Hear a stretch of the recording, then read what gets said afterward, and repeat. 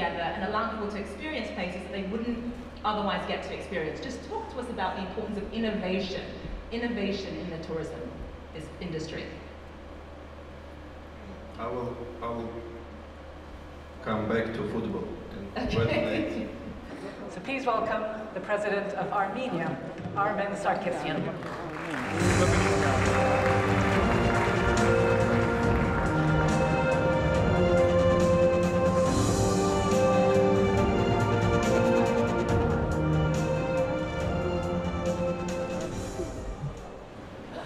Your Highnesses, Your Excellencies, ladies and gentlemen, I'm really happy being here at the Doha Forum, and I would like to take this opportunity to thank, first of all, the leader of this country, the Emir, Sheikh Thamim bin Hamad Al Thani, for this kind invitation to come again to Doha and participate at this very prestigious forum.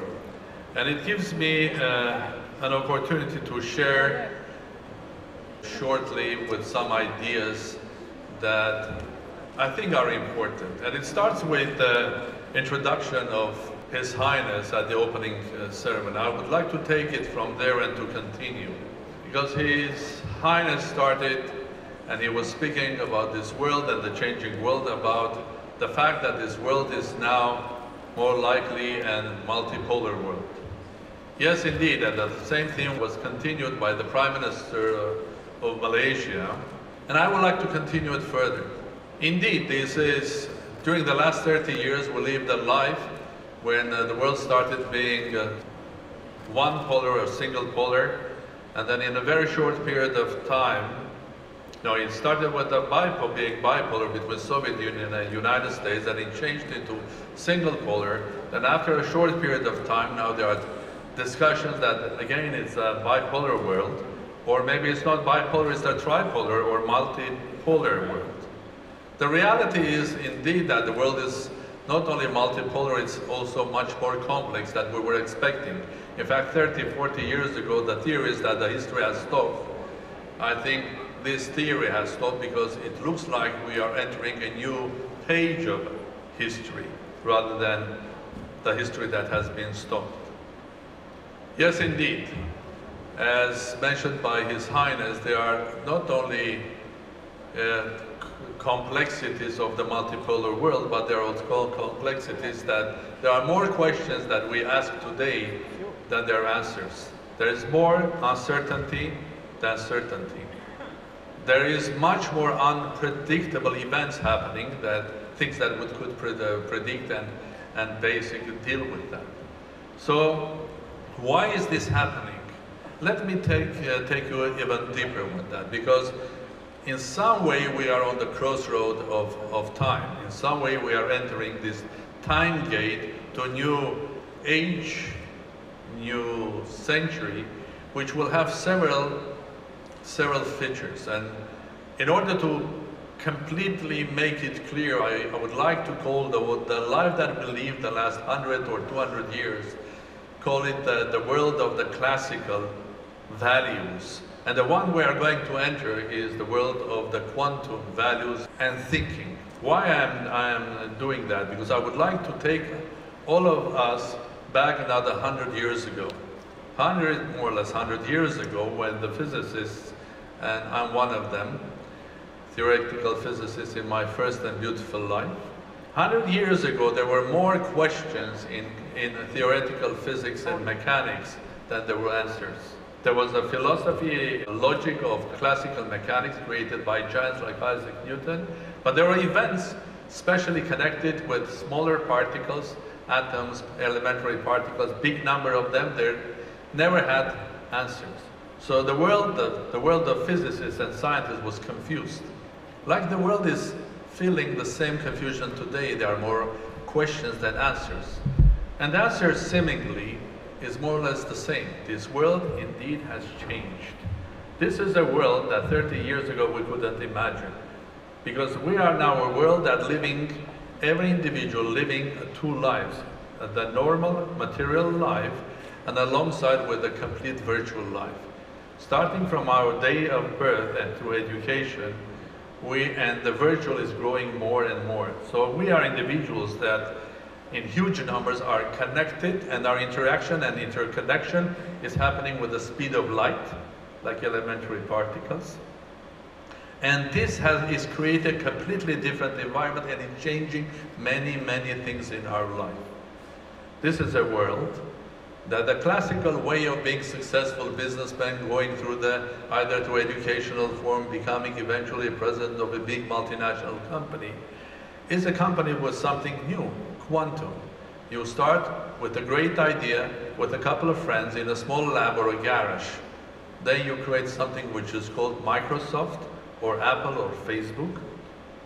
Or you are previously unknown politician or a journalist or a comedian, but you know how to encourage people. You have the right energy, political energy, the vision, and in a couple of months you come and win an election. And I'm not going to go into details or examples of that. Or you are a leader that can accumulate the feelings of hundreds of thousands of people or unhappiness of that using the tools, the quantum tools of social network, encouraging them and creating a revolution. Well, this happens all the time now, including in my own country a year and a half ago. But this is also a world that small creative tools, be that through hacking, can create huge disasters. We are living in a world that a couple of young people living in a third country can enter the central bank of the fourth, and God help us if they enter the nuclear power plant of the third country. But this is a reality that can happen. But this is also a world highly energized with, unfortunately, dark energy individuals, be that energy political or religious or something else, can create huge disasters worldwide. So, welcome to the new quantum world. But in order to understand how this quantum world in the future is going to be run, we really have to think about it.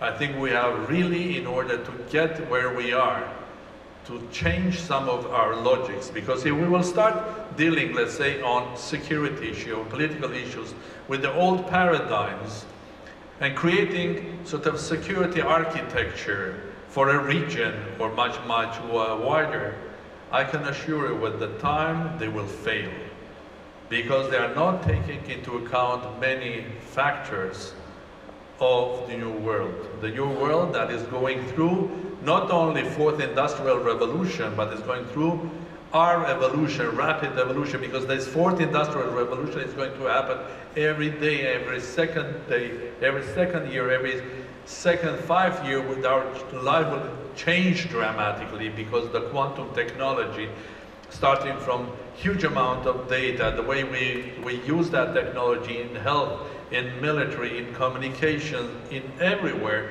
is going to overwhelm us. So, what's next? What to do with that? So, point important is that we have to rethink how we are going to run this planet in the future. It's a huge challenge. It's a similar challenge that 100 years ago, the great minds, starting from Albert Einstein, Heisenberg, and others, dramatically changed the classical sort of an ordinary way of thinking and logic into something that helped them to understand the new quantum mechanics. And you'll be shocked. If you'll go through that, you'll find out that rules of quantum mechanics are also running the biological objects. And I think probably you will be even shocked further to realize or to discover that even our human behavior in huge numbers in the new interconnected world could be described by the logic and philosophy of quantum. But I will leave that for a much longer lecture or a discussion, and I will take you to one specific aspect of what I am trying to deliver: the importance of small. All of my examples were speaking about high energy, the power, the energy, the talent of small. 1 or 2 talented people creating huge multi-billion companies, one or two political leaders that have the right passion and understand new world. They are sort of a new quantum politicians using the power of the global network and the social network, doing either a revolution here and there, or becoming the next leader of their own nation, or countries that before were not known, with having a strong military power, can create their own small military tools that can be as effective as the tools of the great powers, and so on. So I will limit myself speaking about the power of small. And the power of small starts with the power of individual, the groups, motivated people that come together as one, with one motive, one target, one goal in their lives, up to states. And this is where I would like to say that I do believe that indeed this world is multipolar. In this multipolar world, not only the great big powers, which are the classical ones in the world, but also the small but successful countries have their own and will have their own strong voice. And I'm very happy that I'm delivering that simple idea or message here in Doha, a country that is a wonderful example of being small, but being not only beautiful, but being also successful, and from some point of view being, thank you, but also through its strength being also powerful in the form of being human, representing an idea and so on. And of course Doha is not alone. We can come, there are several countries in the same Gulf that are sharing with this success. We can come from Singapore that has huge impact on global perspective or the way we look at the world. And you can go to Rwanda, the president of Rwanda was here, and I hope, and many others, Ireland, Israel, many others. So these are countries that are small, but have clear vision and clear understanding, a plan and a focus to harness their advantage and to make it successful. In some countries, like here in Qatar, the base of the success is several components, and one of them is the richness of natural resources, and the other one is the richness of having a vision and being organized and integrated for a specific target, making this country not just the country that uses the natural resources, but uses the natural resources into building the future. And that future will not be based on natural resources, it will be based on education, artificial intelligence, new data management, and new technology. And you take Singapore, they were using their natural strength, which was being an international port, a port in the ocean of water, and transferring that into making something that is a hub of trade, hub of technology, and hub of new energy. So another example of being small.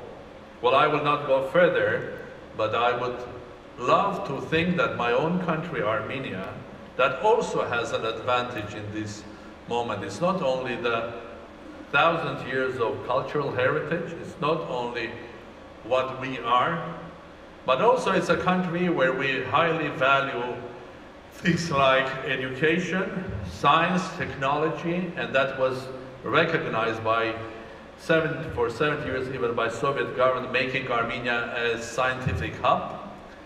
And a country that during the 30 years of independence had created system, educational, scientific, that we're exporting now to advanced countries like France, like Germany, and to UK and elsewhere. So a country that has also one very specific advantage. We are a small nation, small state, but we are a global nation. There are 3.6 Armenians living in Armenia, but there are 4 or 5 times more of them living abroad. And I hope that I will be right saying that most of the Armenians living abroad, they are hardworking people, they are survivors, They are people that can change themselves according to the situation. They are good citizens of the countries they live, which is very important for the president of Armenia, knowing that his compatriots being citizens of France, United States, Russia, or elsewhere. This is a nation. There are as many Armenians living in Russia as in Armenia, and the same with the United States and so on. So that is a strength that I hope will make Armenia one of these small but successful countries that will be on the avant-garde of development of the world.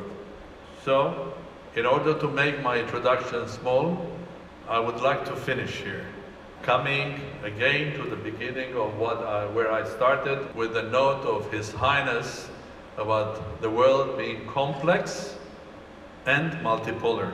Yes, indeed, the world is multipolar, and the world is complex. I would say it's so complex that we have to call it quantum, and we have to learn how in the new world, interconnected, new technology, very fast world, what are the new rules that we are going to run this world. And I'm sure that there will be a dozen of great women and men that will get Nobel Prizes for that. And it's worth it to think about it. But this is also a new world where small can be beautiful and small can be powerful. And I wish all of the small states to realize there is something important in the future. Look around the good examples and try being on your own, small but powerful.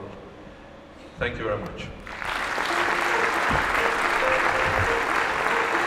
Thank you very much, President Sargsyan, from the quantum world, the mysteries of the quantum world, to the mysteries of